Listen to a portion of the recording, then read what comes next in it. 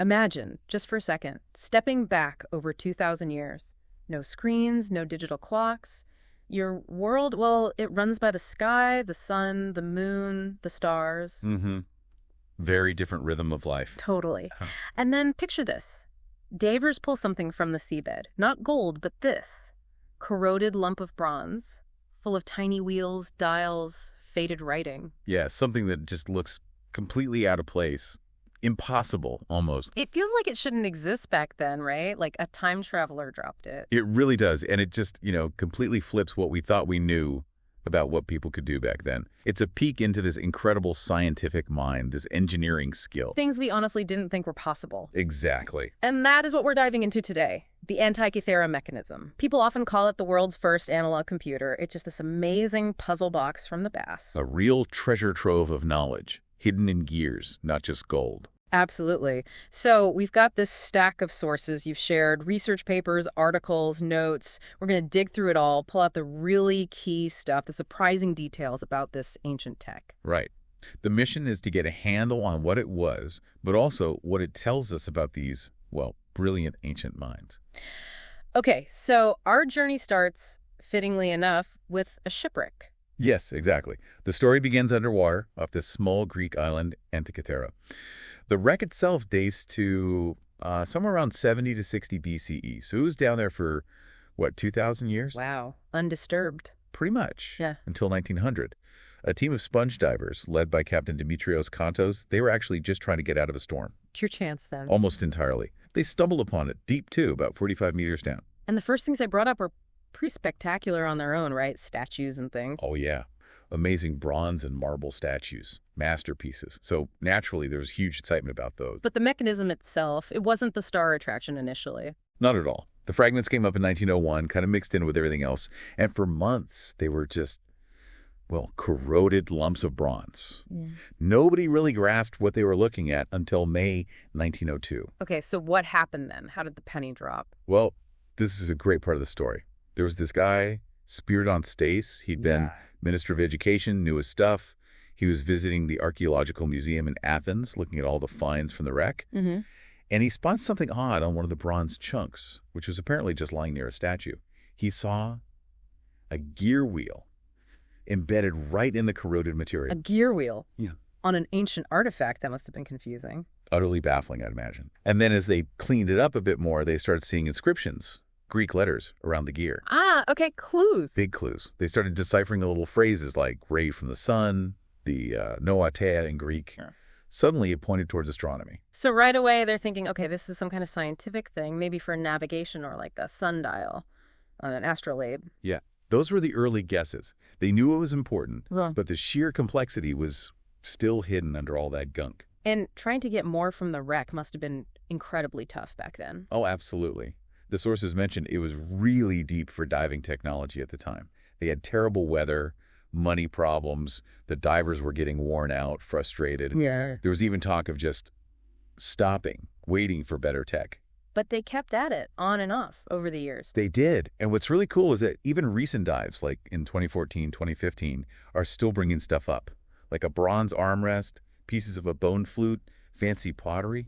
Wow, so the site isn't empty? Not even close. The sources say it's far from exhausted, which, makes you wonder, could there be more? Maybe even other similar devices down there. Amazing. It really shows how persistence pays off, especially with new technology helping out. Definitely. Unlocking secrets hidden for millennia. And speaking of unlocking secrets and these kinds of voyages of discovery, if you find yourself really drawn in by these connections, between the past and now, by the kind of unexpected genius that pops up in history, well, you've basically found your way to the All Sorts podcast. Mm-hmm. We love doing these deep dives with you, exploring all sorts of amazing things in history, science, culture, you name it. Join our community. Let those algorithms know you're curious. Find us on YouTube. Subscribe to the All Sorts podcast channel. Definitely hit like on this deep dive. Share it with friends who love this stuff too. Yeah, check out the other episodes too. We've charted quite a few different courses already. Exactly. Each one's its own little expedition. And follow us on X, Instagram, Threads. We share little sparks of wonder there all the time. The All Sorts podcast is really, your harbor in this huge sea of information. We try to guide you to the good stuff. Well said. Okay, so back to the mechanism. They find this thing, initial confusion, confusion, then the gear wheel clue. What did scientists eventually figure out it was? Right, so after a lot of intense research, X-rays, CT scans, careful analysis, the consensus now, as the sources state pretty clearly, is that it's the world's first known analog computer. An analog computer from ancient Greece. Yep. And they've dated its construction pretty specifically to late 2nd century, maybe early 1st century BCE. So roughly 205 down to maybe 60 BCE. Okay, so what did this ancient computer actually do? What was its job? Its main job was calculating and predicting where things were in the sky.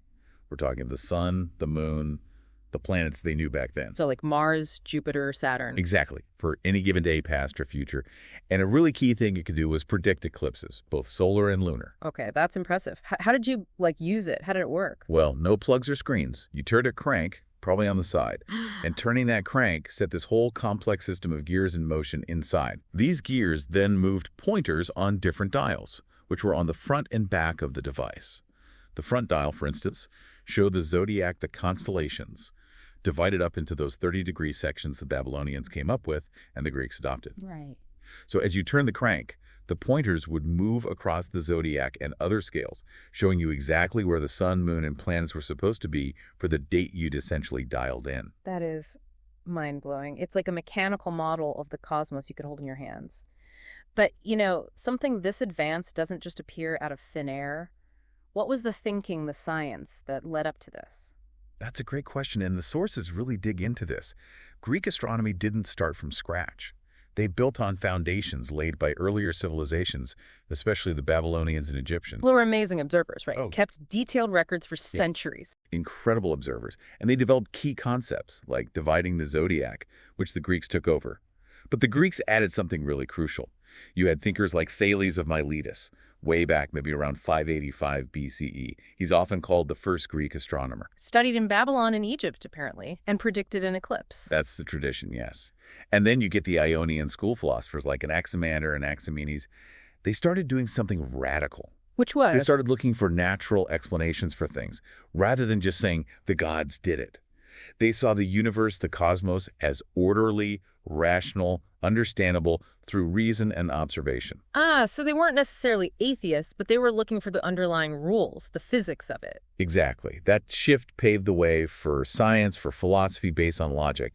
And then comes someone like Pythagoras, maybe around 571 to 497 BCE. He brings in mathematics in a huge way. Right, the idea that number is the key to everything. Precisely.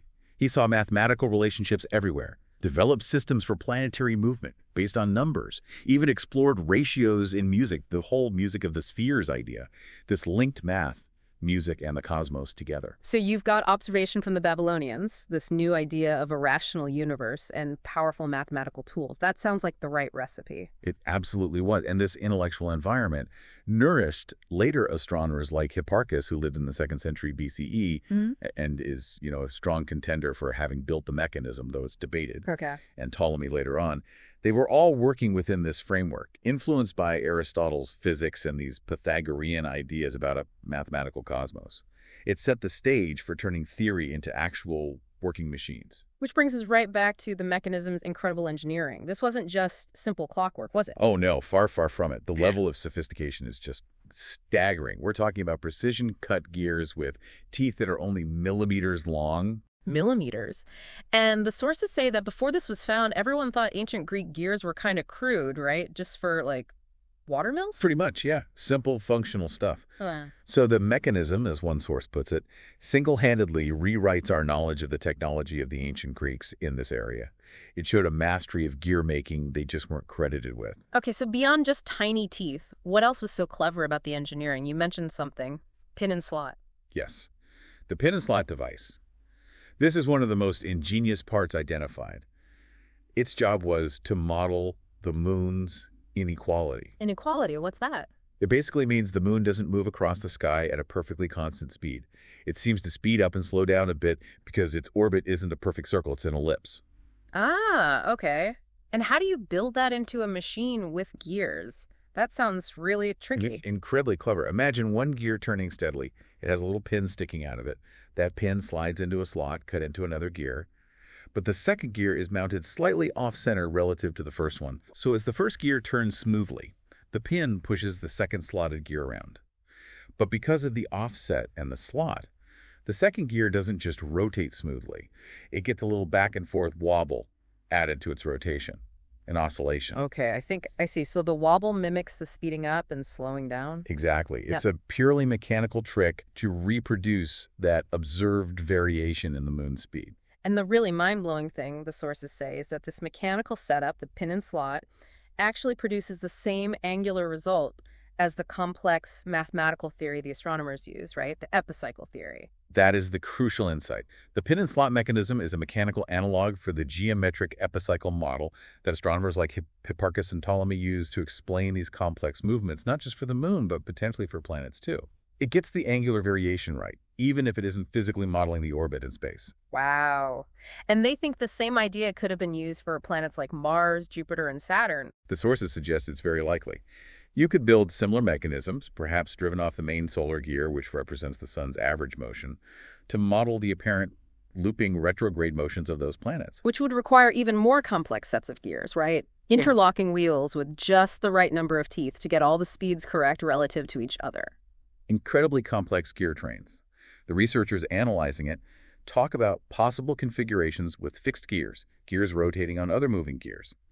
It's intricate networks designed to achieve very specific mathematical ratios. It makes you wonder, doesn't it? Did the person who built this master mechanic, did they fully understand the deep mathematical connection between their clever pin and slot trick and the formal epicycle theory? Or was it more like, hey, this setup works, it matches what we see in the sky?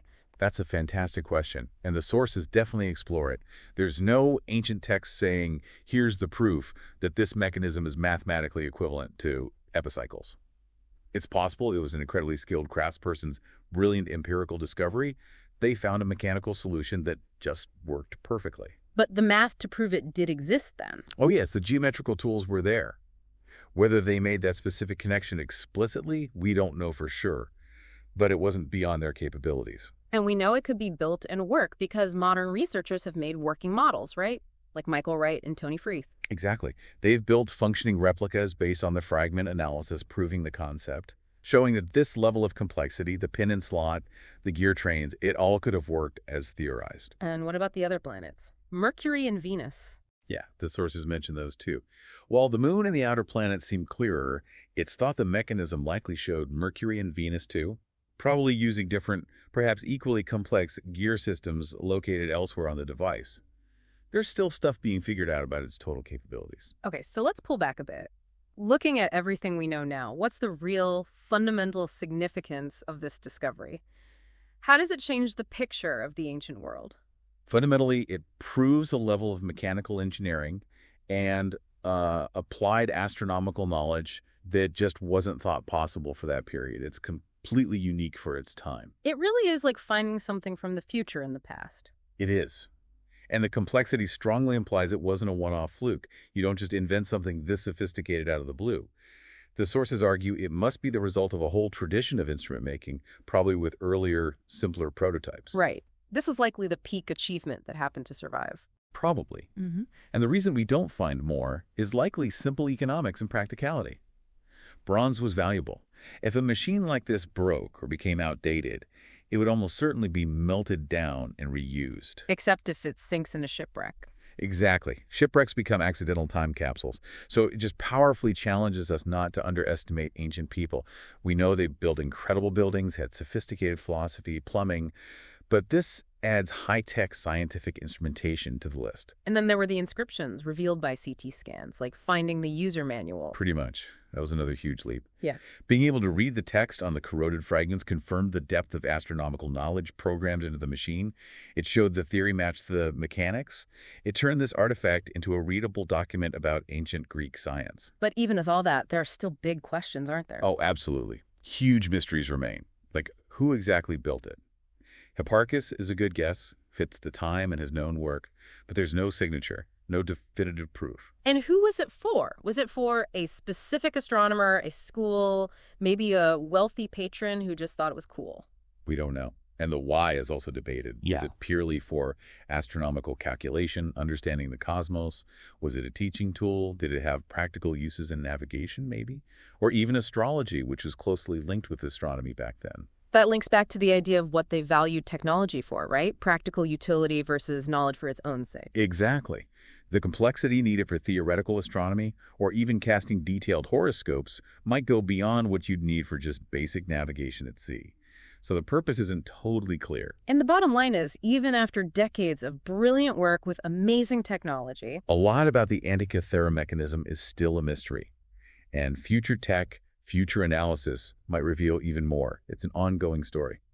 so as we kind of come back up from this deep dive into this ancient mechanical cosmos, it's worth remembering that finding these things out, piecing the puzzle together, that's a journey we're all on together, exploring the past. Mm. And it really makes you think, doesn't it? How much else might be out there? Lost knowledge, other incredible inventions from the ancient world. Yeah, maybe still underwater or buried under cities or just didn't survive in written form. What other amazing things were they capable of that we just haven't found yet? Things that could completely change our view of the past again. It really sparks the imagination, that curiosity, that drive to understand. It's clearly not just a modern thing. Definitely not. And that curiosity is what drives us here at the All Sorts podcast.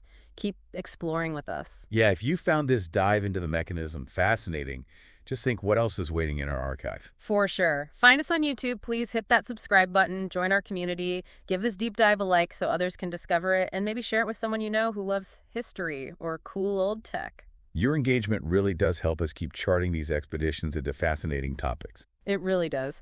And follow us over on X, Instagram, and Threads, too. We share little bits of wonder and behind-the-scenes stuff there.